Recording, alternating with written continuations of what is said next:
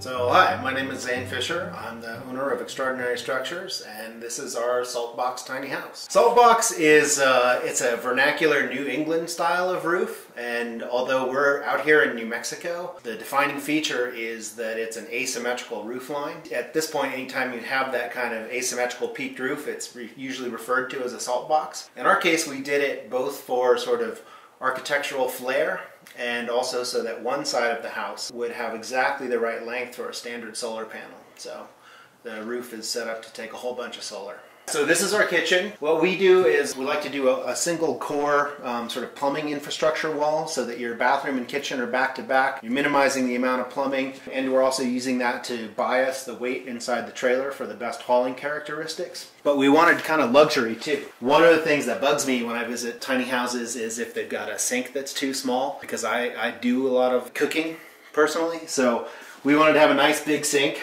So this is bigger than you're going to have in some apartments. And then we have a sort of a diverse cooking ecosystem here, from a convection toaster oven to a 2-burner induction. But you could outfit this with a larger refrigerator and more of a standard stove and oven.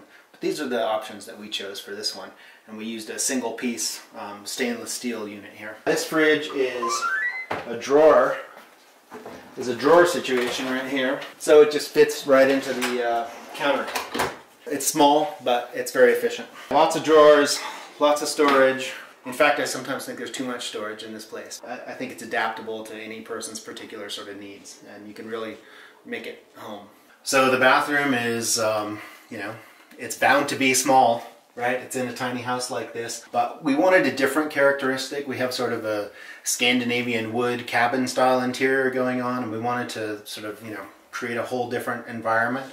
So we've got this bright white acrylic in here, which gives you a sort of a modern flair, but that's tempered with the same mesquite floors, and then this deep cedar Japanese ofuro style soaking tub. My partner Catherine built this as a little piece of luxury in a small room. So a bit of luxury and some brightness helps to make a small bathroom a lot more livable. This is a composting unit here, Swedish style. Yeah, this unit doesn't currently have holding tanks on it right now.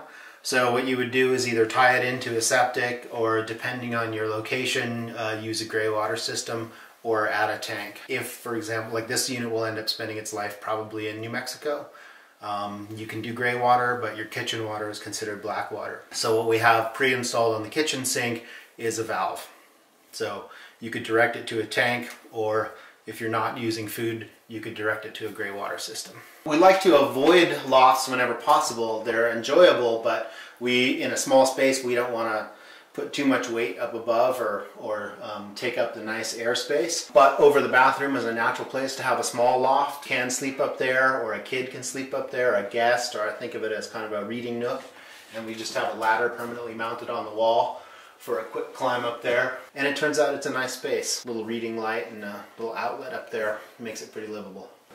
The primary bed, we're using a horizontal Murphy or a wall bed system. So it just comes down right here.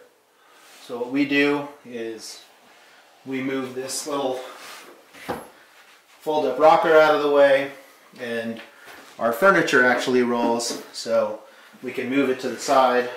All right. Bring it out here, and this guy is what actually ends up supporting your bed, so that they're not in your way when you get out of bed in the middle of the night. You don't end up kicking the furniture here. You've got a little reading light, outlets at bed height, and you're right next to the window. So for me, this is more enjoyable than a loft.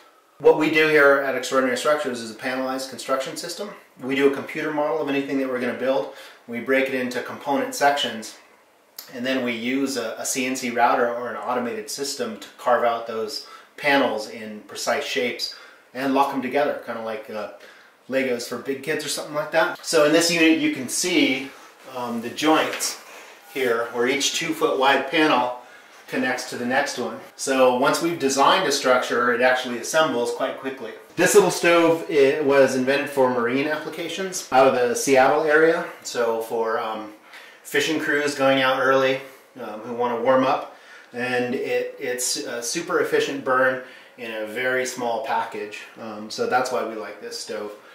It's really in here as kind of showing off that there's room for luxury even in a small space. Primary heating and cooling in this unit is done with a mini split, so you don't actually need heat, but it's pretty nice, especially in the winter.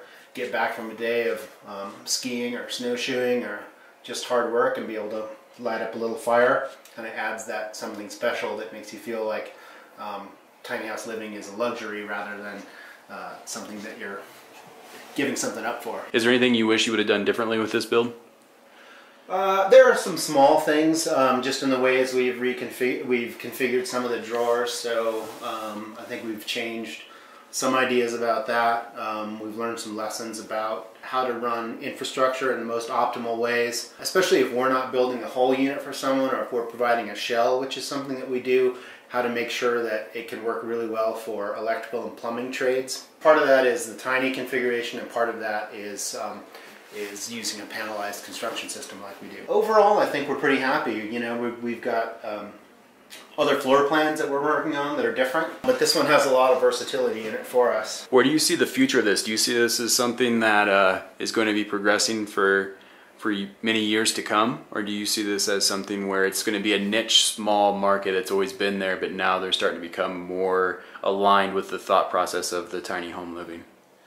Yeah, I think that there are components of it that are probably niche-y, but I think the idea of smaller, sort of smarter, energy efficient spaces, a little more minimal, especially for people who realize that they don't need much, but they place a high value on maybe resources that are shared in a community or open space or wilderness. I think it's going to continue to branch out. So I see it as we work through zoning issues. I see it having a pretty large impact on cities where we see prices escalating out of control and a need for higher densities, but in different form factors.